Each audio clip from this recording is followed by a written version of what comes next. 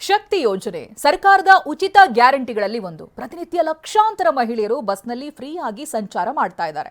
ಆದರೆ ಶಕ್ತಿ ಯೋಜನೆಯಿಂದ ಸಾರಿಗೆ ಇಲಾಖೆ ಸಂಕಷ್ಟ ಎದುರಿಸ್ತಾ ಇದೆ. ಸರ್ಕಾರ ಬರೋಬ್ಬರಿ 4,000 ಕೋಟಿ ಬಾಕಿ ಉಳಿಸಿಕೊಂಡಿದ್ದು ಸಾರಿಗೆ ಇಲಾಖೆ ಆರ್ಥಿಕ ಸುಳಿಗೆ ಸಿಲುಕಿದೆ.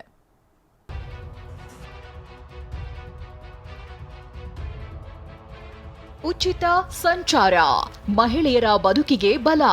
ಸರ್ಕಾರಿ ಬಸ್ಗಳಲ್ಲಿ ಲಕ್ಷಾಂತರ ನಾರಿಮಣಿಯರು ಫ್ರೀಯಾಗಿ ಸಂಚರಿಸುತ್ತಿದ್ದಾರೆ. ಮಹಿಳೆಯರು, ವಿದ್ಯಾರ್ಥಿನಿಯರು, ಗಾರ್ಮೆಂಟ್ಸ್ ಕಾರ್ಮಿಕರು, ದಿನಗೂಲಿ ನೌಕರರ ಬದುಕಿಗೆ ಶಕ್ತಿ ಯೋಜನೆಯೇ ಆಸರೆ. ಆದ್ರೀಗ ಕಾಂಗ್ರೆಸ್ ಸರ್ಕಾರದ ಗ್ಯಾರಂಟಿಯಲ್ಲಿ ಒಂದಾದ ಶಕ್ತಿ ಯೋಜನೆಯೇ ಸಾರಿಗೆ ಇಲಾಖೆಯನ್ನ ಆರ್ಥಿಕ ಸಂಕಷ್ಟಕ್ಕೆ ದೂಡಿದೆ. ಶಕ್ತಿ ಯೋಜನೆಯಿಂದ 4 ಸಾರಿಗೆ ನಿಗಮಗಳಿಗೆ ಸಂಕಷ್ಟ. 4,000 ಕೋಟಿ ಬಾಕಿ ಉಳಿಸಿಕೊಂಡ ರಾಜ್ಯ ಸರ್ಕಾರ. ಫ್ರೀ ಪ್ರತಿನಿತ್ಯ ಲಕ್ಷಾಂತರ ಮಹಿಳೆಯರು ಬಸ್ನಲ್ಲಿ ಪ್ರಯಾಣಿಸುತ್ತಿದ್ದಾರೆ. ಆದರೆ ರಾಜ್ಯ ಸರ್ಕಾರ ಶಕ್ತಿ ಯೋಜನೆಯ ಸಾವಿರಾರು ಕೋಟಿ ರೂಪಾಯಿ ಬಾಕಿ ಉಳಿಸಿಕೊಂಡಿದ್ದು ದಾಖಲೆಯ ಸಮೇತ ಬಯಲಾಗಿದೆ. ಕಳೆದ 2.5 ವರ್ಷಗಳಲ್ಲಿ 4 ಸಾರಿಗೆ ನಿಗಮಗಳಿಗೆ ಬರೋಬ್ಬರಿ 4,000 ಕೋಟಿ ಹಣ ಬರಬೇಕಾಗಿದೆ. ಇದೇ ಕಾರಣಕ್ಕೆ ಸರ್ಕಾರ ಆರ್ಥಿಕ ಸಂಕಷ್ಟಕ್ಕೆ ಸಿಲುಕಿದೆಯಾ ಅನ್ನೋ ಪ್ರಶ್ನೆ ಎದ್ದಿದೆ. ಕೆಎಸ್ಆರ್ಟಿಸಿಗೆ 2023-2024 ಅವಧಿಯಲ್ಲಿ 452 ಕೋಟಿ ಬಾಕಿ ಉಳಿಸಿಕೊಳ್ಳಲಾಗಿದೆ. 2024-2025 ಅವಧಿಯಲ್ಲಿ 495 ಕೋಟಿ ಬಾಕಿ ಇದೆ. 2025 ನವೆಂಬರ್ ಅಂತ್ಯಕ್ಕೆ 631 ಕೋಟಿ ಪೆಂಡಿಂಗ್ ಇದ್ದು ಒಟ್ಟು 1,580 ಕೋಟಿ ಬಾಕಿ ಉಳಿಸಿಕೊಳ್ಳಲಾಗಿದೆ. ಬಿಎಂಟಿಸಿ ನಿಗಮಕ್ಕೆ 2023-24 ಅವಧಿಯಲ್ಲಿ 205 ಕೋಟಿ ಬಾಕಿ ಇದೆ. 2024-25 ಅವಧಿಯಲ್ಲಿ 194 ಕೋಟಿ ಬಾಕಿ ಇದ್ರೆ 2025 ನವೆಂಬರ್ ಅಂತ್ಯಕ್ಕೆ ಒಟ್ಟು 310 ಕೋಟಿ ಸೇರಿದಂತೆ ಒಟ್ಟು 710 ಕೋಟಿ ರೂಪಾಯಿ ಸರ್ಕಾರದಿಂದ ಬರಬೇಕಿದೆ. ಅಲ್ಲದೆ ಎನ್ಡಬ್ಲ್ಯೂಕೆಆರ್ಟಿಸಿ ನಿಗಮಕ್ಕೆ 2023-24ರಲ್ಲಿ 283 ಕೋಟಿ ಬಾಕಿ ಬರಬೇಕಿದೆ.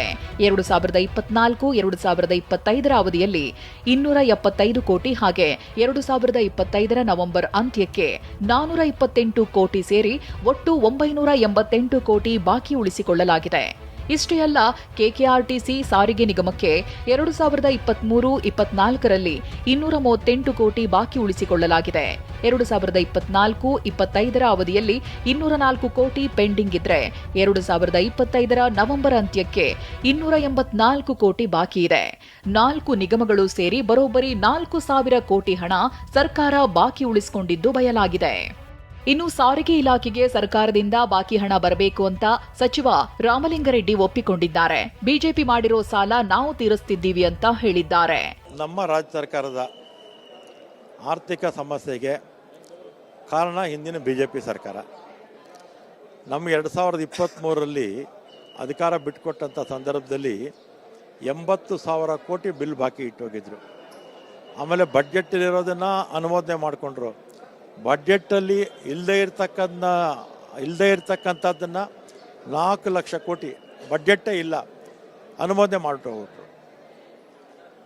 ಅವರು ಮಾಡಿರ್ತಕ್ಕಂಥ ಸಾಲಗಳನ್ನು ನಮ್ಮ ಸರ್ಕಾರ ತೀರಿಸ್ತಾ ಇದೆ. ಶಕ್ತಿ ಯೋಜನೆ ಸಮಸ್ಯೆ ಪರಿಷತ್ನಲ್ಲೂ ಸದ್ದು ಮಾಡಿದೆ. ಶೂನ್ಯ ವೇಳೆಯಲ್ಲಿ ಭಾರತಿ ಶೆಟ್ಟಿ ಪ್ರಸ್ತಾಪಿಸಿದ್ರು. ಬಿಜೆಪಿ ಸರ್ಕಾರ ಸಾರಿಗೆ ಇಲಾಖೆಯಲ್ಲಿ 4,000 ಕೋಟಿ ಸಾಲ ಬಾಕಿ ಇಟ್ಟೋಗಿತ್ತು ಅಂತ ರಾಮಲಿಂಗಾರೆಡ್ಡಿ ಉತ್ತರಿಸಿದ್ರು. ಶಕ್ತಿ ಯೋಜನೆ ಯಶಸ್ಸಿನ ನಡುವೆ ಇಂಥ 10 ಸಮಸ್ಯೆಗಳಿಂದ ಸಾರಿಗೆ ವ್ಯವಸ್ಥೆ ಅಧ್ವಾನವೆದ್ದು ಹೋಗಿವೆ. ಬಸ್ ರಿಪೇರಿಗೂ ಹಣ ಇಲ್ಲದೆ ಆಯಸ್ಸು ಮುಗಿದ ಬಸ್ಸುಗಳು ಎಲ್ಲೆಂದರಲ್ಲಿ ಕೆಟ್ಟು ನಿಲ್ಲುವುದು ಸಾಮಾನ್ಯವಾಗಿರುತ್ತದೆ.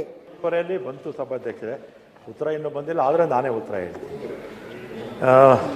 ನಮ್ಮ 2023ರಲ್ಲಿ ನಾವು ಅಧಿಕಾರ ವಹಿಸ್ಕೊಂಡಂಥ ಸಂದರ್ಭದಲ್ಲಿ ಸಭಾಧ್ಯಕ್ಷರೇ 4,000 ಕೋಟಿ ಸಾಲ ಬಿಟ್ಟು ಹೋಗಿದ್ರು.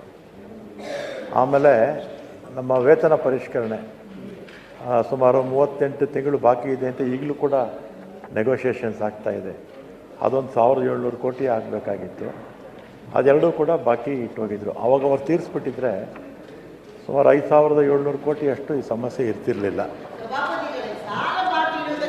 ನಮ್ಮ ಹೇಳ್ತೀನಮ್ಮ ಇರಿ ಪರಂಪರೆ ಹೇಳ್ತೀನಿ ರೀ. ಯಾವ ಸರ್ಕಾರ ಇರ್ತದೆ ಸಾಲ ಬಾಕಿ ಇರ್ತದೆ. ರಾಜ್ಯದಲ್ಲಿ ಮಹಿಳೆಯರ ಪಾಲಿಗೆ ಶಕ್ತಿ ಯೋಜನೆ ಶಕ್ತಿ ತುಂಬಿದೆ. ಆದರೆ 4 ಸಾರಿಗೆ ನಿಗಮಗಳು ಆರ್ಥಿಕ ಸಂಕಷ್ಟಕ್ಕೆ ಸಿಲುಕಿ ಒದ್ದಾಡ್ತಿವೆ. ಬರೋಬ್ಬರಿ 4,000 ಕೋಟಿ ಸರ್ಕಾರ ಬಾಕಿ ಉಳಿಸಿಕೊಂಡಿದ್ದು ರಾಜ್ಯ ಸೊರಗಿ ಹೋಗ್ತಿರೋ ಸಾರಿಗೆ ಇಲಾಖೆಗೆ ಬೂಸ್ಟ್ ನೀಡಬೇಕಿದೆ. Bureau report TV9.